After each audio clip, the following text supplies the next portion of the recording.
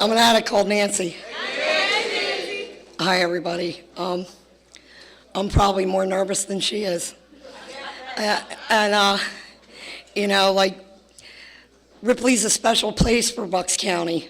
And I came here a long time ago when I was a newcomer. I had predecessors in our area bring me down here, and I experienced the Ripley experience. And girls that come in after me, I like to share that with them. And about 5.5 years ago, I brought Lisa down here with me, and she experienced the wonderful recovery that's in this room and at this convention.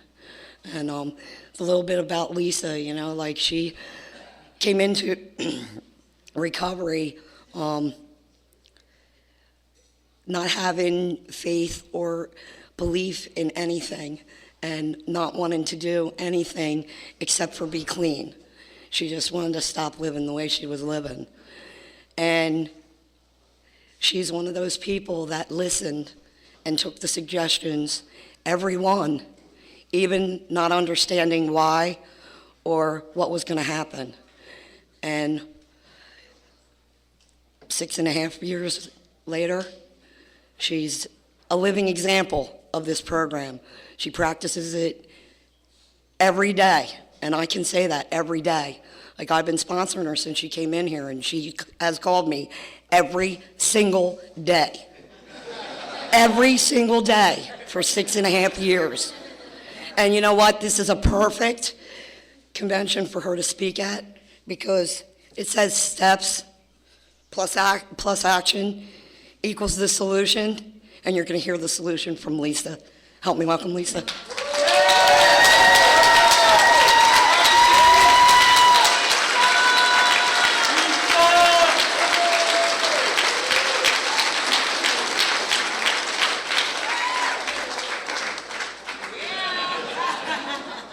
I'm an addict called Lisa.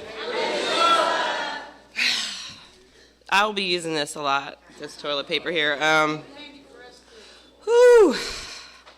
Believe it or not, I'm not nervous at all. I'm really not.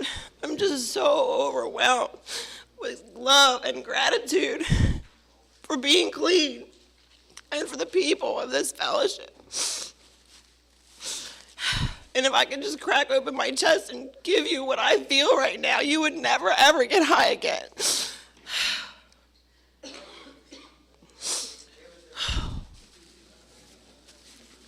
My goal today is to carry the message and not the mess. So if I start carrying the mess, somebody go,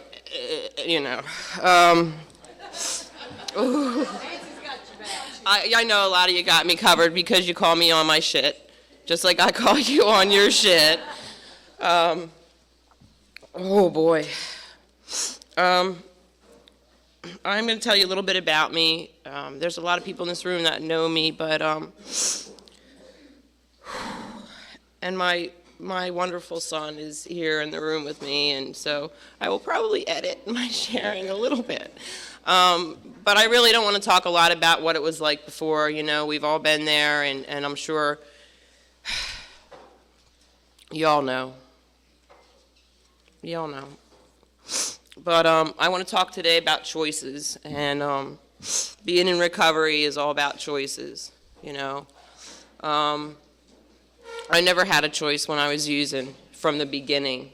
My parents were drug addicts, and from the time I was really, really little, they would blow pot in our faces to put us to sleep so that we would be out of it and they could do their whatever, And so I started using before I even knew how, and thought it was really cool for a while that I could get high with my parents, bring all my friends home to get high and that kind of stuff. And I had a really rough childhood, When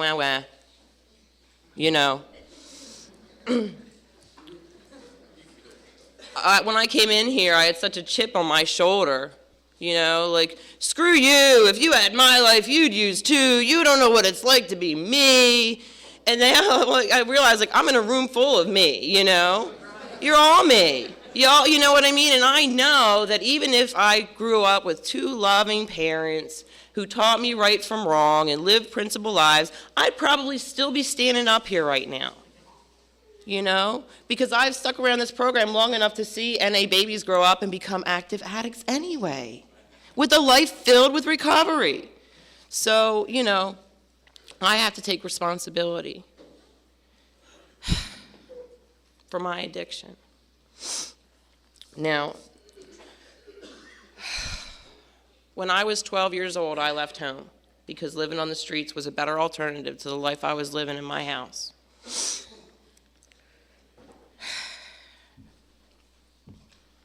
And I had already been using drugs for quite a long time at home, but, you know, living on the streets brought it to a whole new level. And by the time I was 14, I was an IV drug user. And I only say that because it's a real important part of my story, because I got pregnant with my daughter the year after, and I stopped doing that. I went into rehab, and back then, because this was a long, long time ago, my daughter's 24, they didn't know what to do with 15-year-old IV drug users. They just didn't know. And they put me in a psych ward for 30 days with, you know, a bunch of, you know, crazy people. And I never heard about STEPS. I never heard about Narcotics Anonymous. I was never told that there was another way, you know. And I left there and thought, as long as I don't ever put another needle in my arm, I'm not an addict. And I continued to use drugs in one form or another for the rest of my life until I got clean, but never saw myself as an addict because I wasn't doing that. I thought an addict was someone that did the same drug every day over and over, had a habit, and as long as I, you know, mixed it up a little bit, that I wasn't an addict, you know. And I literally came into this program, I went into treatment, and even though I'd used drugs in one form or another every single day, I thought I was just an alcoholic that did a lot of drugs. In fact, before I came to Narcotics Anonymous, I was in another fellowship that shall remain nameless, and they said, don't drink and make a meeting. I said, I can do that. They said, don't talk about drugs. I said, okay, I won't, and I didn't. I didn't talk about them when I was doing them in the bathroom at the meetings. I didn't talk about them because I'm an addict, and I will dope fiend anything. If you give me a loophole, I'm taking it. You know? And I heard something in a reading that said something about some people being constitutionally incapable, and I said, that's me. I'm just that one that's constitutionally incapable. And what I love about Narcotics Anonymous, and I love Narcotics Anonymous, is no addict seeking recovery need die from the horrors of addiction.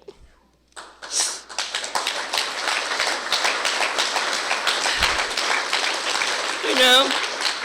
And when I heard that our message is that an addict, any addict, can stop using drugs, lose the desire to use, and find a new way to live, like, that included me. And I did. I came in here and I stopped using drugs, and I lost the desire to use. Do I ever think about it? Yeah. When spring breaks, you know, and it's been shitty weather, and then the spring breaks, do I think about using? Sure.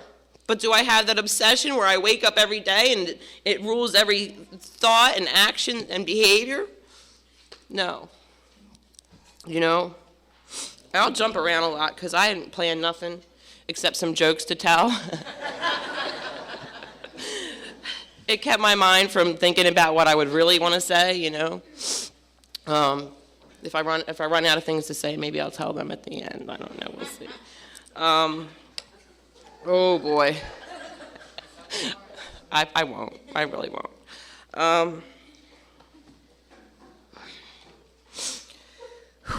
I've learned a lot, and one of the things I learned is that even though I don't have the obsession to use anymore, that there will be times where I could come really close to using. You know what I mean? And I'll need to have a program or I'm going to get high.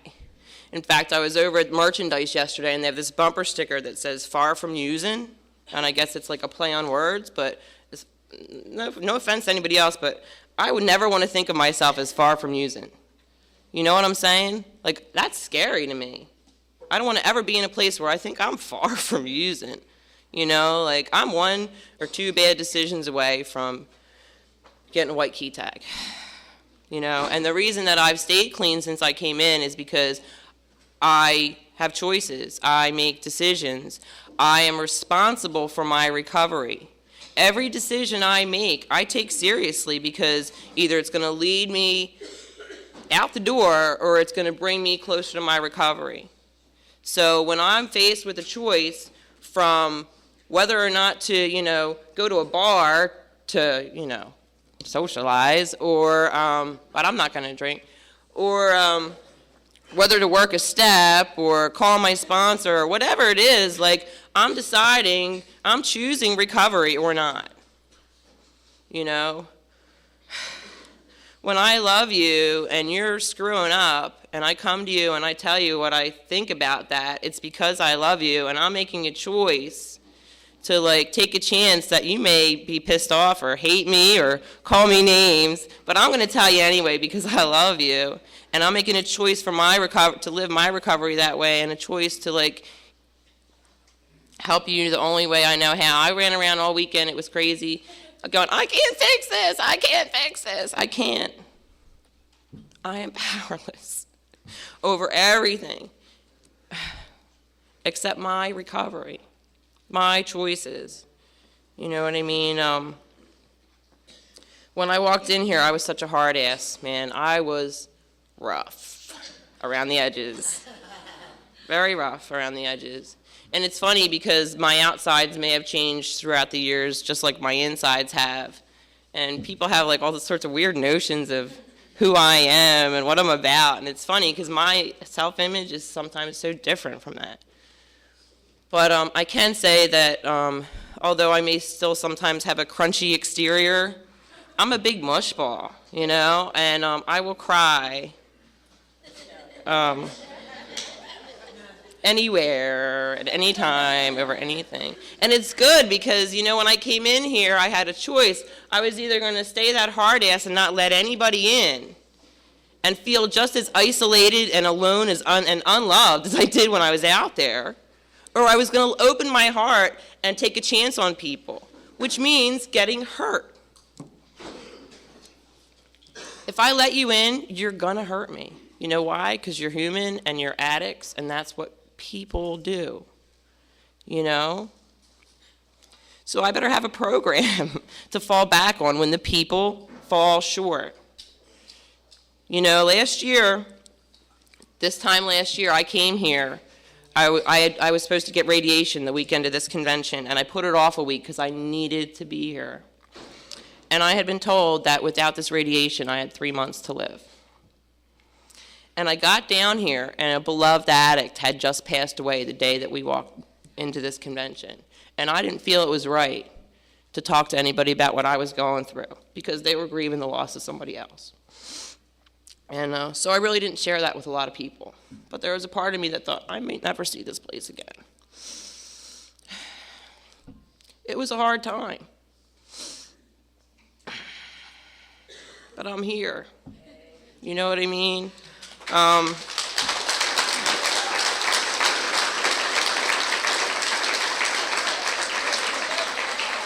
All it took was actually, you know, going to the doctor instead of going, I got this. You know what I mean? But I learned a lot, you know, about the difference between the program and the fellowship. You know? From the time that I've gotten here, I've worked steps. I've built a relationship with my sponsor. I have called her every day. Everybody laughed at that, and I was like, why are they laughing? Doesn't everybody do that? Am I the only one that calls her sponsor every day? I make my sponsees call me every day.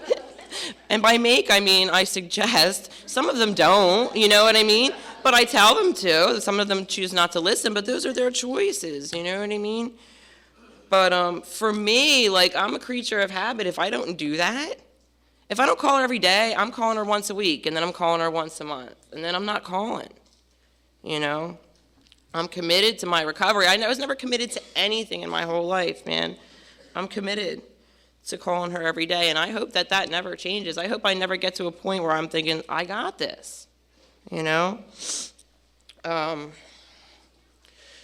So I went through a hard time last year between being sick and being out of work from being sick and dealing with everybody else's reaction to me being sick, and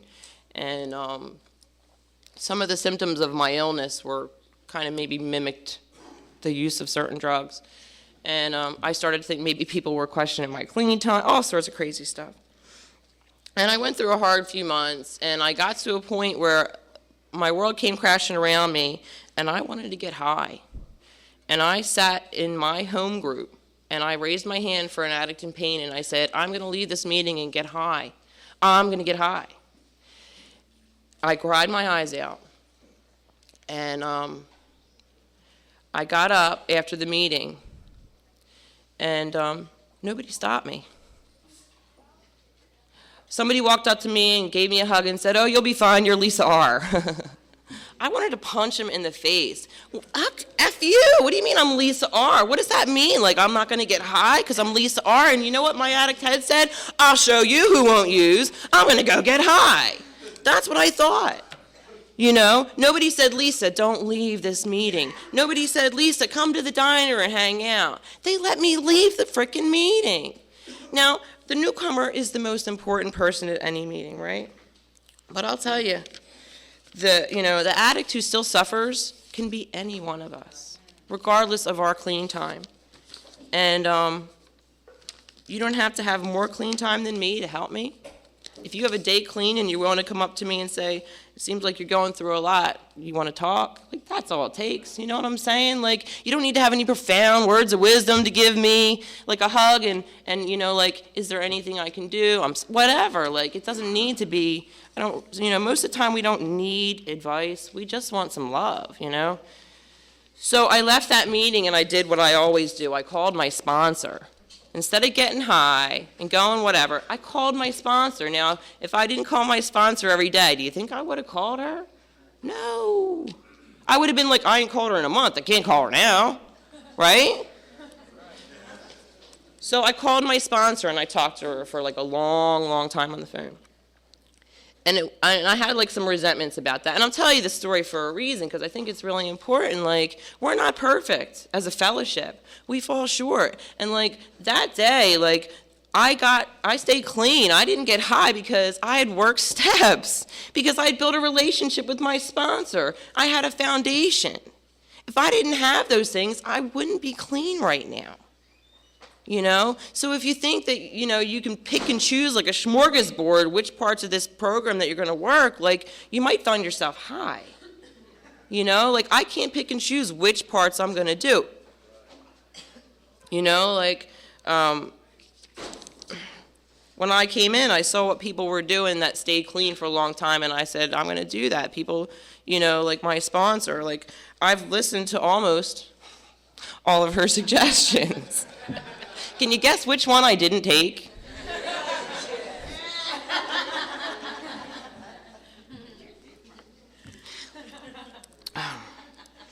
When I had 4 months clean, I went to my sponsor and I said, I'm unique. I'm different. I'm mature. I can handle a relationship. I know what I'm doing. And of course, she didn't agree strongly. And I did it anyway. And it was the only really suggestion that I have not followed from her. And I'm still clean, but I really sold myself short. I ended up being in that relationship for years. And I wanted to get out of it. And she would say, well, work the next step and then see how you feel. Work the next step and see how you feel. And it was true, because then, once you're in it, then you don't know what's your shit and their shit, right? It's easier if you just stick to yourself for a little bit and sort your own shit out first, right? Instead of trying to figure out whose shit you're dealing with.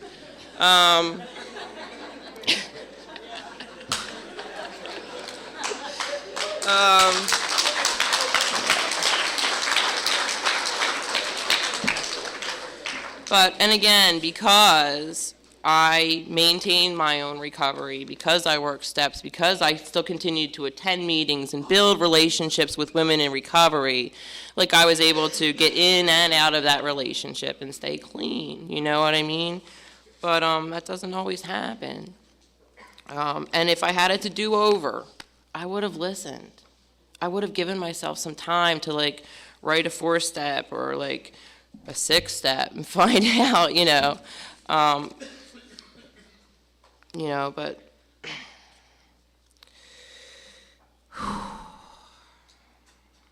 happy Mother's Day, by the way, to everyone.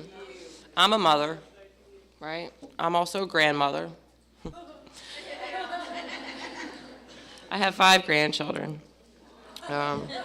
We'll get to them in a minute, but I want to tell you for a minute about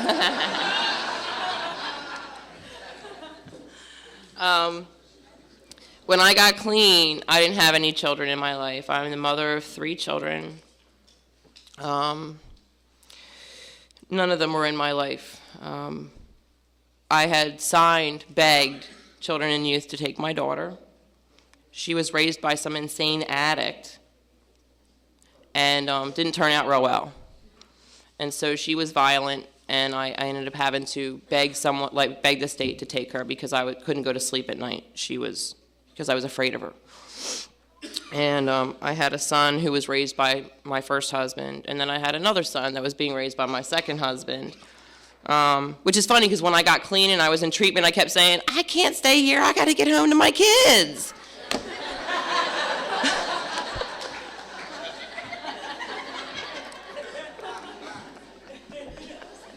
I didn't have any kids. And I'm going to share this, and I'm blessed because my son is 13 now, and thank God he doesn't remember what it was like to have a mom who used, and I am so grateful for that. Because it wasn't good. It got to the point in my addiction where the only time I could see my son was if I showed up at the police station on Sunday morning and passed the breathalyzer. If I passed it, I could have a supervised visit for several hours on Sunday. Now, I knew Sunday was coming every week. And I loved my son. I would take a bullet for my son. I would jump in front of a train for my son. But I could not stop using to pass that test on Sunday. And his father would drag him off screaming, "Mommy." And it would kill me. So I'd go home and use. And then the next Sunday would come. And my solution was to time my using. Not to stop using. How can I time my using to pass this frickin' test?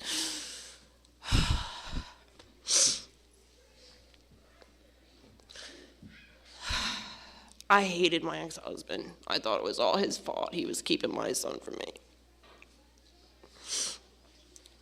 And he told me exactly what he thought of me. And today, my son tells me all the time, "Mommy, you're the best mom in the whole world, and I'm so lucky to have you." And this ex-husband that couldn't even look me in the eye sends me text messages all the time saying, "I'm so proud of you."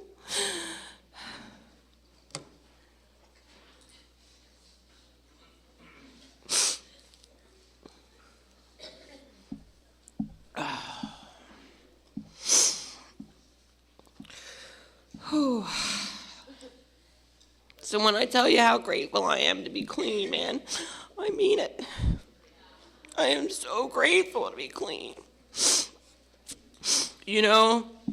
I can never go back and change the mother that I was to my kids. And I've done a 9th step, and I've made amends to the best of my ability. And one of those indirect amends is because my daughter was raised by an insane addict, she ended up being a young mother and an addict and a lot of other stuff. And she's had 5 children in 5 years and doesn't have custody of any of them. And I ended up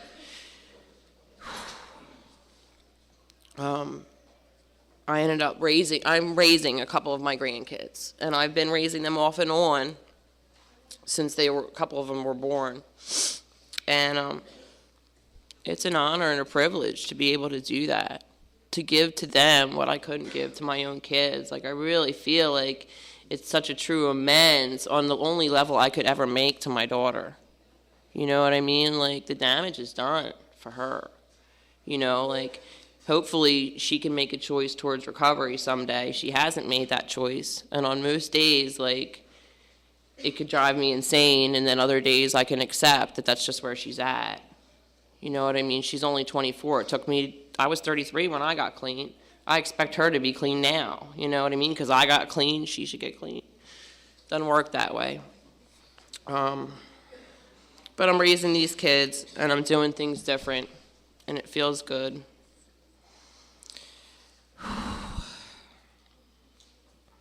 I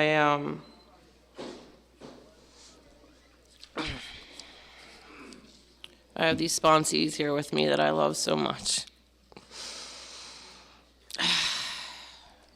You know, sometimes I feel like I'm playing mother to the world. And for a while I did think that. I felt like it was like part of this persona that I had in recovery, you know, that I was going to like save everybody. And I was like raising this guy's kids and my grandkids and my kids, and then, you know what I mean? And like, I guess I needed that at the time, but like now I don't have to define myself by what I do. I don't know if that makes any sense to anybody, but you know, if I'm doing nothing, does that mean I am nothing? Who am I if I can't help you? Am I still worthy? You know, like these were the questions I started to ask myself over the past couple years. And the answer I discovered, to my surprise, is yes. I am worthy of love and deserving of good things, even if I can't help you. Even if I can't do for you. I always thought that if the mask came off, what you would see would be so foul and poisonous and unlovable that I would spend the rest of my life alone, you know? And somewhere along the way of working steps, I found out that even if you see who I really, really am, what you will see is love and compassion and creativity and joy and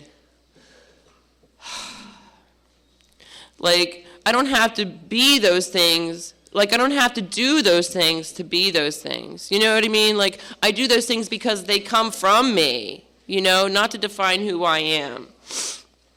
You know, like,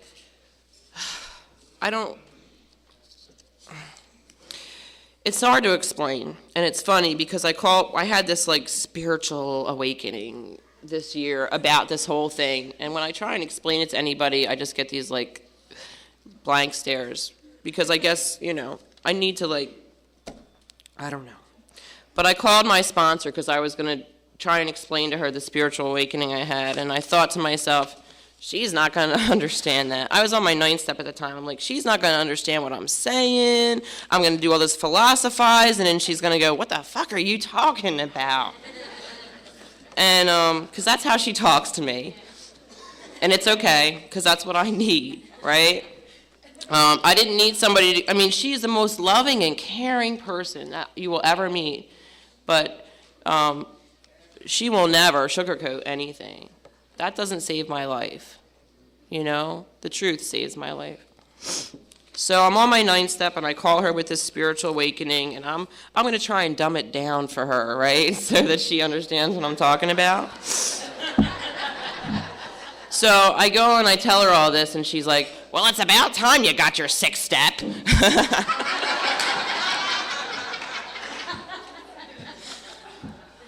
Yeah. Whew. But I have gained some love and acceptance for myself. I would have never thought that was possible. I hated myself my whole life. I thought I was born wrong. I was born evil. You know, like I would look at myself in the mirror and I would scream at myself. I hate you, you know, like scream at myself and like, you know, and I really thought that. I thought I was born wrong. I was born evil. I always waited for my real parents to show up and get me, or like my home planet to come and like beam me back up, you know, like, and I'm not some like Star Trek fan or anything. I just really felt like an alien. I really felt like an alien. And I looked at my parents and I'm like, this can't be right. There's some mistake. This can't be right. And I was told I was a piece of shit. I was completely told I was unloved and not worthy and a mistake and all that kind of stuff and wish you were never born and all that. And like, it's hard to get over that. And I grew up thinking, well, if your own mother can't love you, who can? Right? So when I got into treatment, I thought, this is what I thought of myself. And again, I thought I was just an alcoholic that did a lot of drugs. And there was somebody in the treatment facility that was a member of Narcotics Anonymous, and they handed me a basic text, and they told me to read Who's an Addict.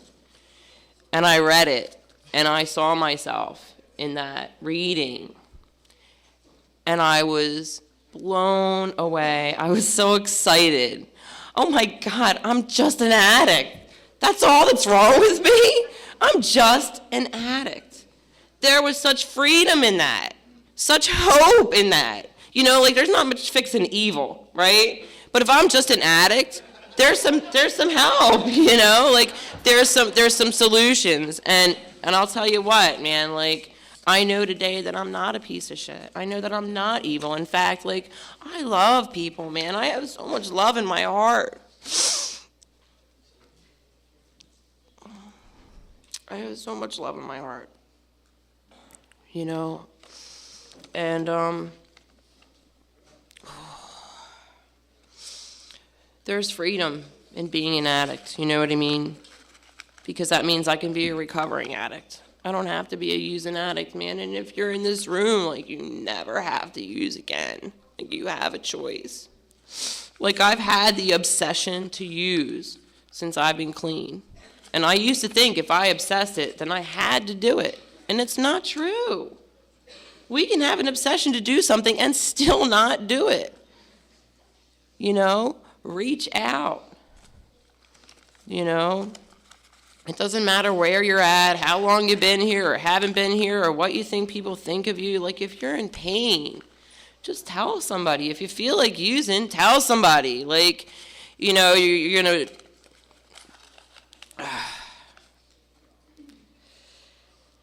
That's what we really want to hear. We don't really want to hear, you know, all the fluff and you know, show and like all that. We don't really want to hear that. We want to know how you're really doing.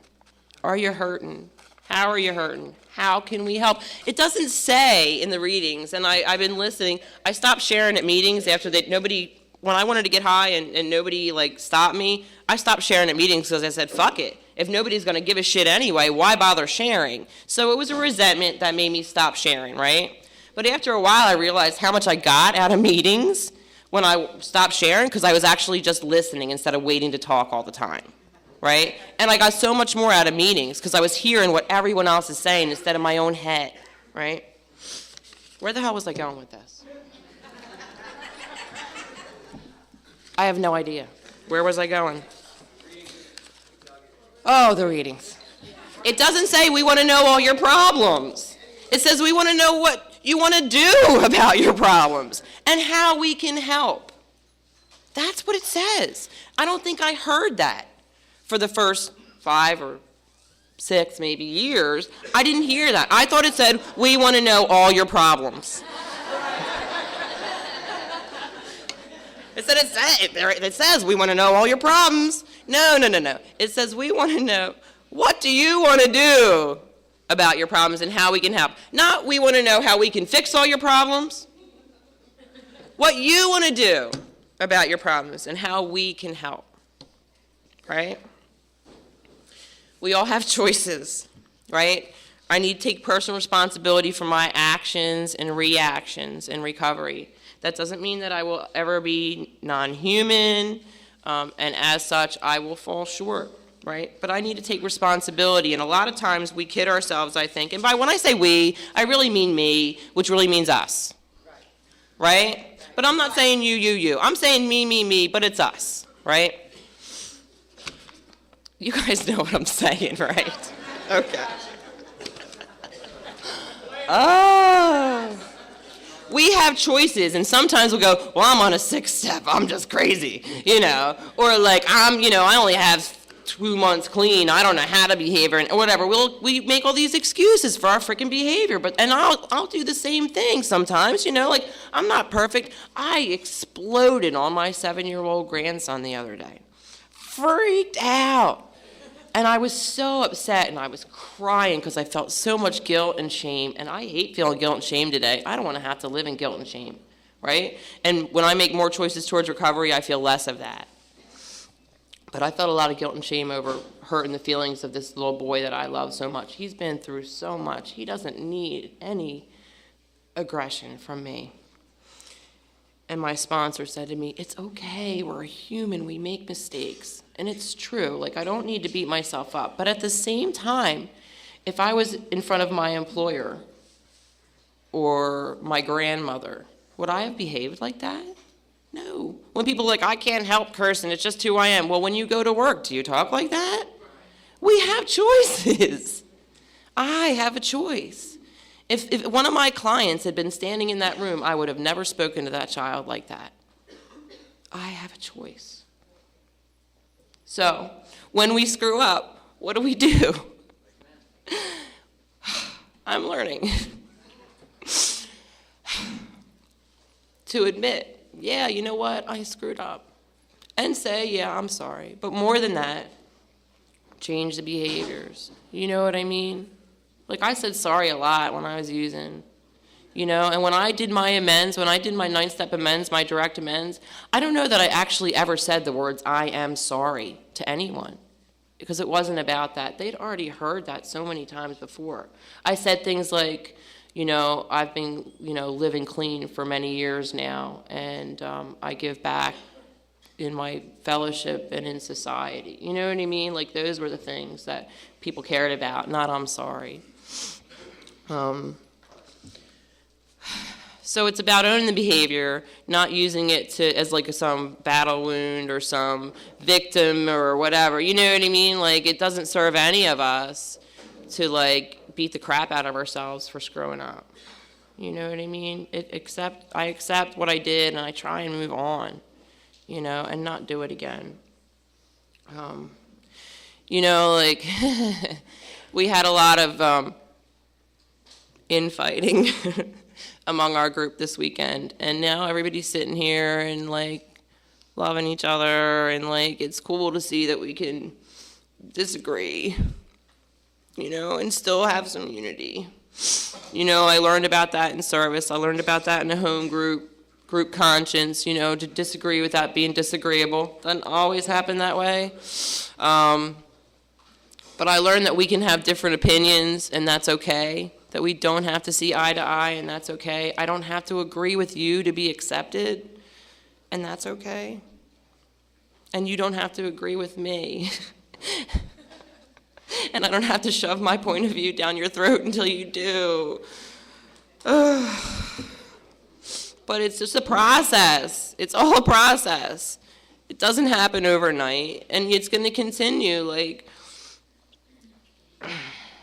But I just, if I've learned anything over this weekend is, for me, instead of walking around looking for a reason to be offended, because if we look for a reason to be offended, we will find it. It's pretty easy to just have a loving spirit instead. You know what I mean? It's like going to a meeting looking for the similarities instead of the differences, focusing on the feelings instead of the particulars, like choosing being kind over being right. It's really not that much harder to build somebody up than it is to tear them down. And the impact that I've seen I can have on somebody in either direction is much more intense than I ever planned. You know, if I tear you down, I don't think I'm causing as much harm as I am. And if I say a little kind word, I have no idea how much that could mean to you. So, we're responsible for our choices and our actions. And I think I'm about done. I don't feel the need to tell any jokes. All right, okay. All right, we'll see. I'll lay one on you, and we'll see how that one lands. We'll go from there. You probably heard this all before, right? Because nothing's new around here. It's all recycled. What does an addict bring to a second date? A U-Haul.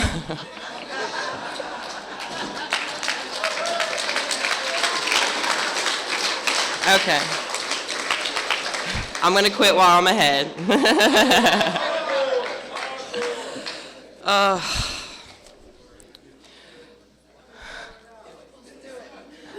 Okay, do you really want to know what I wanted to do? All right. Do I have time? Okay. This is going to be cheesy as hell, and it will be recorded for all eternity, okay? And if I've learned one thing in recovery, it's that we can't take ourselves so damn seriously, right? Right? Okay. So, and I'm going to do this just like I planned to do it, right? So this is my thing. Sometimes in our lives, we all have pain. We all have sorrow. But if we are wise, we know that there is always tomorrow, right? Lean on me. Come on. When you're not strong, and I'll be your friend. I'll help you carry on, for it won't be long till I'm gonna need somebody to lean on. You just call on me, brother, when you need a hand.